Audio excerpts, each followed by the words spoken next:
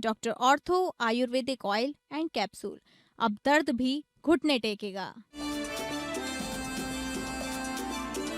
CM योगी की police कर्मियों को सख्त नसीहत, ड्यूटी के दौरान रील नहीं जिम्मेदारी निभाइए। मुख्यमंत्री ने यूपी की बदलती तस्वीर का किया जिक्र, प्रदेश विकास और सुशासन की दिशा में तेजी से आगे बढ़ रहा। योगी सरकार में मंत्री ओपी राजभर ने किया सपा में टूट का दावा, कहा पूरी सपा बीजेपी में होना चाहती है शामिल। रामगोपाल यादव ने अमित शाह को चिट्ठी भी लिखी, चिट्ठी में सपा विधायकों के नाम की पूरी लिस्ट। राम मंदिर में दान घोटाले पर सियासत गर्म, अखिलेश यादव ने ट्रस्ट और योगी सरकार पर उठाई सवाल, कहा 2027 में जनता सरकार के भ्रष्टाचार को जवाब देने को तैयार। विपक्षी इंडिया गठबंधन एकजुट।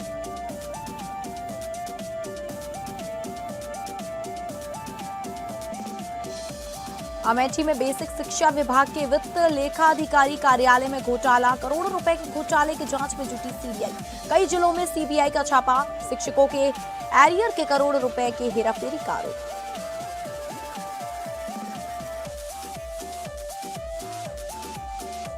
नमस्कार, आप सभी का बहुत स्वागत है उत्तर प्रदेश बुलेटिन में और मैं हूं आपके साथ अंकिता सिंह। शुरुआत करेंगे बुलेटिन की। उत्तर प्रदेश के मुख्यमंत्री योगी आदित्यनाथ ने यूपी पुलिस के जवानों को ड्यूटी के दौरान सोशल मीडिया पर रील बनाने से बचने की नसीहत दी है। मुख्यमंत्री ने कहा कि पुलिस कर्मियों को अपने कर्तव्यों के प्रति पूरी गंभीरता और सतर्कता दिखानी चाहिए, क्योंकि अनुशासन और जिम्मेदारी ही बेहतर परिणाम की कुंजी है। मुख्यमंत्री योगी ने कहा कि अक्सर देखा जाता है कि कुछ लोग ड्यूटी के दौरान रील बनाने में व्यस्त रहते हैं। यह अनुशासनहीनता का हिस्सा है। उन्होंने कहा जिस समय जवानों को अपनी जिम्मेदारी निभानी चाहिए उस समय उनका पूरा ध्यान ड्यूटी पर होना चाहिए, न कि सोशल मीडिया गतिविधियों पर। मुख्यमंत्री ने कहा कि ऐसा कोई कार्य नहीं होना चाहिए जिससे पुलिस विभाग या व्यवस्था पर अनावश्यक सवाल खड़े हों। उन्होंने जोर देकर कहा कि हर व्यक्ति अपनी जिम्मेदारी को टीम भावना के साथ निभाए, तभी बेहतर परिणाम सामने आएंगे। योगी आदित्यनाथ ने उत्तर प्रदेश में कानून व्यवस्था की स्थिति का भी उल्लेख किया। उन्होंने कहा कि पिछले 9 सालों में प्रदेश में कहीं भी लंबे समय तक कर्फ्यू लगाने की आवश्यकता नहीं पड़ी और अब त्योहारों के दौरान भय या तनाव नहीं बल्कि उत्साह का माहौल देखने को मिलता है। हम लोग अक्सर देखते हैं ड्यूटी के दौरान बहुत सारे लोग रील बनाते रहते हैं। ये अनुशासनहीनता का एक पार्ट है। उस समय हमें अपनी ड्यूटी के प्रति सजग होना होगा, न कि रील बनाना होगा।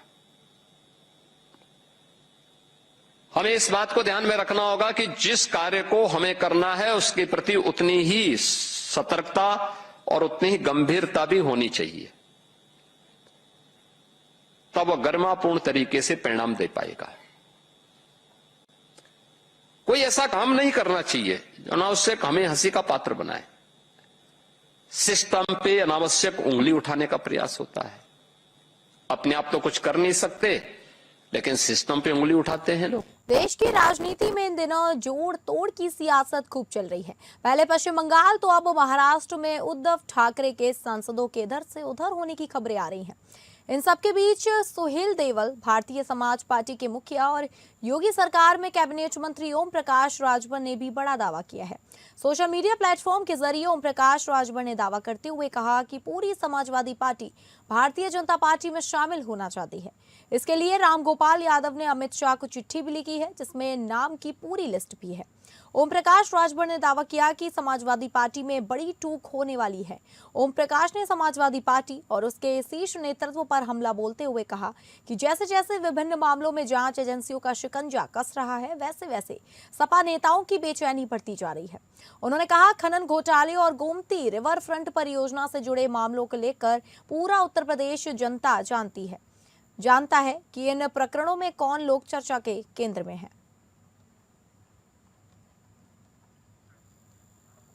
समाजवादी पार्टी के राष्ट्रीय अध्यक्ष अखिलेश यादव ने अयोध्या के राम मंदिर में हुए कथित चढ़ावे में गमन और करोड़ों रुपए गायब होने का बड़ा दावा किया है। अखिलेश यादव ने आरोप लगाया है कि राम मंदिर में आने वाले चढ़ावे की भारी रकम गायब पाई गई है। उन्होंने मंदिर ट्रस्ट और राज्य सरकार की चुप्पी पर सवाल उठाते हुए और इसे करोड़ों श्रद्धालुओं की आस्था से खिलवाड़ बताया है।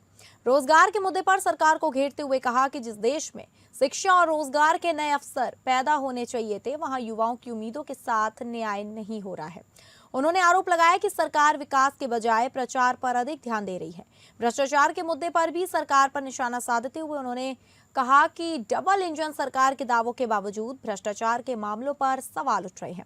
साथ ही उन्होंने दावा किया कि विपक्षी इंडिया गठबंधन एकजुट है और आगे भी बना रहेगा। 2027 समाजवादी पार्टी का कार्यकर्ता नेता और 2027 उससे ज्यादा जनता तैयार है, क्योंकि जिस तरीके से महंगाई बढ़ रही है, विदेश नीति फेल हो रही है, भ्रष्टाचार बढ़ रहा है, नौकरी रोजगार नहीं है, हमारे जो भारतीय लोग हैं उनकी जान ले ली गई और डेड बॉडी अभी तक पहुंची नहीं है। घर परिवार के लोग अंतिम दर्शन करना चाहते हैं। तो सोचो, जो विश्व गुरु की दिशा में जा रहे थे, विकसित भारत की दिशा में जा रहे थे, डीजल पेट्रोल में मिलावट करके इन्हें सस्ता करना पड़ रहा है। और मैं आज आपको कह के जा रहा हूं, 27 की बात आपने पूछी है, ये सरकार ने जो रूमर फैलाया है, ये जो रूमर फैलाया है कि नवंबर में चुनाव करा देंगे, ये सरकार एक दिन भी अपनी कुर्सी नहीं छोड़ सकती है। उत्तर प्रदेश की राजनीति में ब्राह्मण समाज को लेकर एक बार फिर सियासत तेज हो गई है। कांग्रेस ने योगी सरकार पर ब्राह्मण समाज के उत्पीड़न का आरोप लगाते हुए भाजपा को घेरा है। पार्टी का दावा है कि भाजपा सरकार के कार्यकाल में ब्राह्मण समाज के साथ अन्याय हुआ है और इसका जवाब जनता 2027 के विधानसभा चुनाव में देगी। कांग्रेस प्रवक्ता अंशु अवस्थी ने भाजपा सरकार पर गंभीर आरोप लगाए हैं। उन्होंने कहा कि भाजपा शासन में 1000 से अधिक ब्राह्मणों की हत्या हुई है और सरकार ने अपराधियों को संरक्षण देकर ब्राह्मण समाज के साथ अन्याय किया है। कांग्रेस का आरोप है कि सरकार कानून व्यवस्था बनाए रखने में विफल रही है। कांग्रेस का दावा है कि ब्राह्मण समाज अब भाजपा से दूरी बना रहा है और आगामी 2027 विधानसभा चुनाव में कांग्रेस के साथ खड़ा होगा। पार्टी का कहना है कि जनता अपने वोट के जरिए भाजपा सरकार को जवाब देगी। देखिए, ब्राह्मण समाज पर योगी आदित्यनाथ सरकार में जातिवादी मानसिकता से अत्याचार किया गया। 1000 से ज्यादा ब्राह्मणों की हत्याएं योगी आदित्यनाथ की भाजपा सरकार में हो गया। और उससे ज्यादा दुखद कि सरकार अपराधियों पर अत्याचार करने वालों के साथ खड़ी थी। तो ब्राह्मण अपना नया घर तलाश रहा है और 2024 में इस उत्तर प्रदेश में सभी जनमानस ने, चाहे ब्राह्मण हो, दलित हो, पिछड़े हो, महिलाएं हो, सभी ने इंडिया गठबंधन को अपना आशीर्वाद दिया और उससे भारतीय जनता पार्टी चुनाव हारी। 2027 में भी ब्राह्मण समाज भाजपा को सबक सिखाने का काम करेगा। कानपुर केंद्र सरकार के 12 साल पूरे होने के उपलक्ष्य में देश भर में आयोजित की जा रही विकास प्रदर्शनी श्रृंखला के तहत कानपुर के ब्रजेंद्र स्वरूप पार्क में भव्य प्रदर्शनी का आयोजन किया गया। प्रदर्शनी का उद्देश्य केंद्र सरकार की जन कल्याणकारी योजनाओं, विकास कार्यों और उपलब्धियों को आम जनता तक पहुंचाना रहा। कार्यक्रम में उत्तर प्रदेश के उप मुख्यमंत्री केशव प्रसाद मौर्य ने पहुंचकर विभिन्न विभागों द्वारा लगाए गए 12 स्टॉलों का निरीक्षण किया। निरीक्षण के दौरान उन्होंने केंद्र सरकार की योजनाओं के प्रभावी क्रियान्वयन और जनहित में किए जा रहे कार्यों की सराहना की। साथ ही जिन विभागों में कुछ कमियां दिखाई दी, उन्हें सुधार कर बेहतर परिणाम देने के निर्देश भी दिए गए। प्रदर्शनी में प्रधानमंत्री मोदी के नेतृत्व में बीते 12 सालों के दौरान देश में हुए विकास कार्यों को प्रदर्शित किया गया। इसमें नक्सलवाद और आतंकवाद के खिलाफ कड़ी कार्रवाई, 10,000 से अधिक अटल टिंकरिंग लैब्स के माध्यम से करोड़ों छात्रों को नवाचार से जोड़ने, डायरेक्टरेट बेनिफिट ट्रांसफर के जरिए 51 लाख करोड़ रुपए से अधिक की राशि सीधे लाभार्थियों के खाते में भेजने तथा 40 लाख करोड़ रुपए से अधिक के मुद्रा ऋण वितरण जैसी उपलब्धियों को प्रमुखता से दर्शाया गया। इस अवसर पर कानपुर के कई जनप्रतिनिधि, प्रशासनिक अधिकारी और बड़ी संख्या में नागरिक मौजूद रहे। प्रदर्शनी में आए लोगों ने विभिन्न योजनाओं की जानकारी प्राप्त कर केंद्र सरकार की उपलब्धियों को करीब से जाना। 12 वर्ष प्रगति के पूर्ण होने पर पूरे देश में हर एक राज्य में बीजेपी सरकार की योजनाओं की जानकारी देने के लिए, जनता को जागरूक करने के लिए जगह जगह कार्यक्रमों का आयोजन किया जा रहा है। इसी क्रम में आज कानपुर में उत्तर प्रदेश के उप मुख्यमंत्री केशव प्रसाद मौर्य जी आए थे ब्रिलियंट ग्रुप ग्राउंड पर, जहां पर मैं इस समय मौजूद है। मेरे पीछे की तस्वीर आप देख सकते हैं, मैं सहयोगी से कहूंगा वो दिखाएं कि कानपुर नगर यूपी 78 सैन्य उपकरण उत्पादन में अग्रणी कानपुर आगे है, और साथ ही सफलता के सफर पर कानपुर मेट्रो रेल सेवा का सफलतापूर्वक संचालन, इस तरीके की अलग अलग ब्रांडिंग है, जिसमें आप डबल इंजन सरकार यानी कि प्रधानमंत्री मोदी और योगी दोनों की तस्वीरों को देख सकते हैं। यहाँ पर सभी जनप्रतिनिधि भी मौजूद थे और बहुत ही अच्छा कार्यक्रम हुआ। यहाँ पर आकर के डिप्टी सीएम ने जो 22 स्टॉल लगे थे सरकारी योजनाओं के, उनका भी निरीक्षण किया और देखा किस तरीके से क्या कार्य होते हैं और जनता को क्या क्या लाभ मिल रहा है। अब देखना यह है कि आगे आने वाले जो उत्तर प्रदेश के विधानसभा चुनाव है उसमें क्या फिर से वापस बीजेपी की सरकार आएगी या नहीं। एपीएन न्यूज के लिए कुणाल सिंह, कानपुर। पूर्व केंद्रीय मंत्री एवं भाजपा के वरिष्ठ नेता मुख्तार अब्बास नकवी ने कहा कि विपक्षी दल सिर्फ सत्ता के लिए साथ आते हैं और सत्ता जाते ही उनका प्रेम भी खत्म हो जाता है। उन्होंने कांग्रेस की स्थिति पर भी कटाक्ष करते हुए कहा कि कई रंग बिरंगे रंग छोड़ बहादुर कांग्रेस की डूबती नाव पर सवार होने की तैयारी कर रहे हैं। साथ ही उन्होंने विपक्ष को भी सलाह दी कि भाजपा और प्रधानमंत्री से लड़ने से पहले आपसी कलह बंद करें, वरना उनका हाथ हश्न ऐसा ही होता रहेगा। फिलहाल वे अपने 1 दिवसीय दौरे पर रामपुर पहुंचे हैं। इस दौरान उन्होंने टीएमसी में कथित फूट और कांग्रेस के साथ उसके रिश्तों को लेकर विपक्षी दलों पर जमकर निशाना साधा। वरिष्ठ भाजपा नेता मुख्तार अब्बास नकवी ने टीएमसी की फूट और कांग्रेस के साथ जाने के सवाल पर मुख्तार अब्बास नकवी से कहा, देखिए टीएमसी में जो कुछ उथल पुथल दिखाई पड़ रही है, भगदड़ दिखाई पड़ रही है, उसके बारे में यही कह सकते हैं कि दोस्त दोस्त ना रहा, प्यार प्यार ना रहा, सारे भेद खुल गए, राजदार ना रहा। तो जो आज फैमिली फोटो फ्रेम में फिक्स पार्टियां हैं, उनका एक ही वसूल है कि जब तक पावर तब तक प्रेम, पावर खत्म प्रेम हजम। तो यह वसूल है, यह कोई नया नहीं है। तो इस तरह की जो फैमिली फोटो फ्रेम में फिक्स पार्टियां हैं, इनको आत्मचिंतन करना चाहिए। टीएमसी में जो कुछ उथल पुथल दिखाई पड़ रही है, भगदड़ दिखाई पड़ रही है, उसके बारे में एक ही कह सकते हैं कि दोस्त दोस्त ना रहा, प्यार प्यार ना रहा, सारे भेद खुल गए, राजदार ना रहा। तो आज जो फैमिली फोटो फ्रेम में फिक्स पार्टियां हैं, उनका एक ही वसूल है कि जब तक पावर तब तक प्रेम, पावर खत्म प्रेम हजम। और ये इनका जो वसूल है ये कोई नया नहीं है।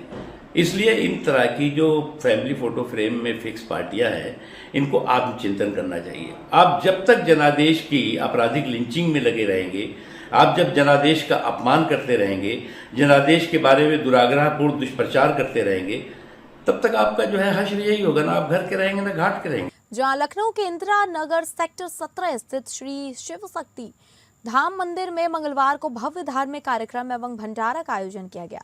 श्री शिव शक्ति चैरिटेबल ट्रस्ट के अध्यक्ष एवं क्षेत्रीय पार्षद भृगुनाथ शुक्ल के द्वारा आयोजित इस कार्यक्रम में तेलंगाना के राज्यपाल शिव प्रताप शुक्ल मुख्य अतिथि के रूप में सम्मिलित हुए। मंदिर पहुंचने पर राज्यपाल शिव प्रताप शुक्ल का श्रद्धालु एवं ट्रस्ट पदाधिकारियों द्वारा स्वागत किया गया। इसके उपरांत उन्होंने भगवान शिव एवं मां शक्ति के समक्ष विधिवत पूजा अर्चना कर देश, समाज एवं जन कल्याण की कामना की। राज्यपाल ने मंदिर के पुजारियों को पटका पहनाकर सम्मानित भी किया। इस अवसर पर राज्यपाल शिव प्रताप ने कहा कि अधिमास के उपरांत आया यह मंगलवार विशेष धार्मिक महत्व रखता है।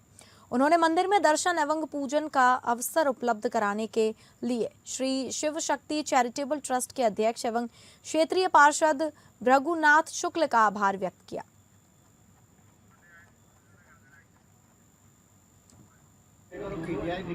इस क्षेत्र के पार्षद श्री भृगुनाथ शुक्ल जी को इसके लिए साधुवाद देना चाहूँगा कि इस अवसर पर उन्होंने शिव शक्ति धाम पर मुझे दर्शन करने का अवसर प्रदान किया, पूजन करने का अवसर प्रदान किया। यह अधिमास संपूर्ण भारत के लिए मंगल करे, संपूर्ण भारतवासियों का कल्याण करे और निश्चित रूप से भारत के नेतृत्व का भी कल्याण करे, जो भारत के नेतृत्व को संपूर्ण विश्व में बहुत अच्छी तरह से फैलाने का कार्य करे।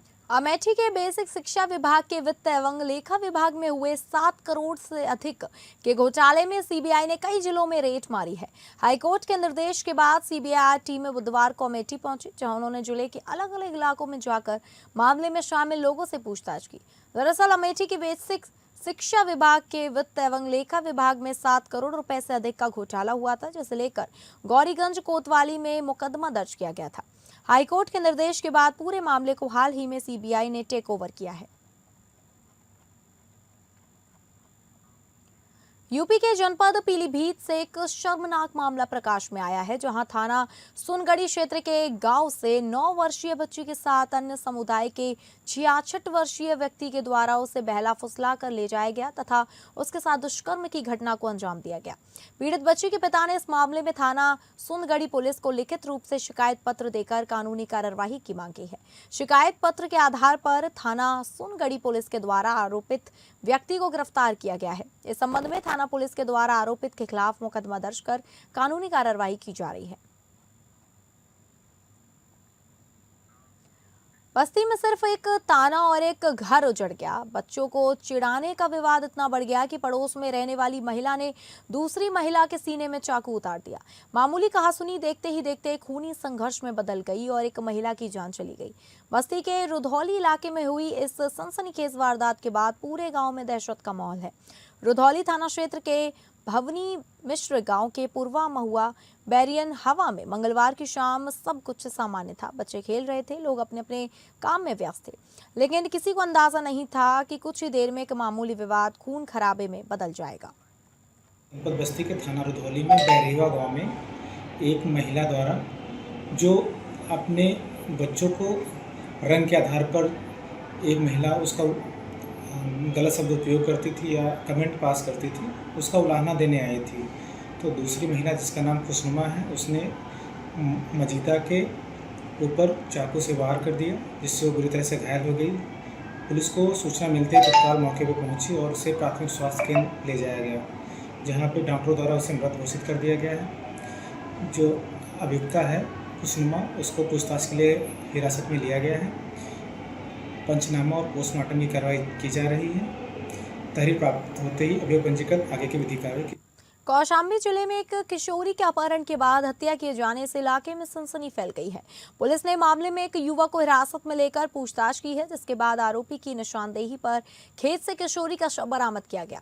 आरोपी ने दुपट्टे से गला घोंटकर किशोरी की हत्या की थी। मामला पूरब शरीरा गांव की रहने वाली किशोरी संदिग्ध परिस्थितियों में घर से लापता हो गई थी। परिजनों ने उसकी तलाश शुरू की, लेकिन कोई सुराग नहीं मिला। परिजनों ने घटना की सूचना पुलिस को दी। जांच के दौरान पुलिस ने युवक को हिरासत में लेकर पूछताछ की। रामपुर जनपद में शादी के नाम पर कथित धोखाधड़ी का एक हैरान करने वाला मामला सामने आया है। पीड़ित युवक का आरोप है कि उसकी शादी रिया गुप्ता नाम बताकर कराई गई, लेकिन शादी के 3 दिन बाद पता चला कि महिला का असली नाम यास्मीन है और वह पहले से शादीशुदा है। युवक का कहना है कि शादी कराने के नाम पर उससे 1 लाख रुपए भी लिए गए। मामले में पुलिस ने मुकदमा दर्ज कर मुख्य आरोपी महिला को गिरफ्तार कर जेल भेज दिया है। सिविल लाइन में एक अभियोग पंजीकृत किया गया, जिसमें एक युवक की तरफ से एफआईआर पंजीकृत की गई है। इसने एक शादी रिया गुप्ता नाम की लड़की से की, उसको धोखे में करके शादी कराई गई। असलियत में उसका नाम यास्मीन था और वो पहले से ही शादीशुदा है, उसके बच्चे भी थे।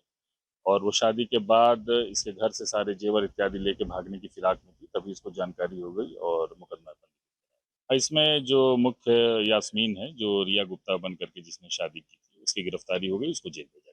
हाँ, अभी प्रथम दृष्टया तो यही साक्ष्य आ रहे हैं, बाकी विवेचना चल रही है और भी जो चीजें होंगी आपके सामने लाएंगे। तो फिलहाल उत्तर प्रदेश बुलेटिन में बस इतना ही। नमस्कार।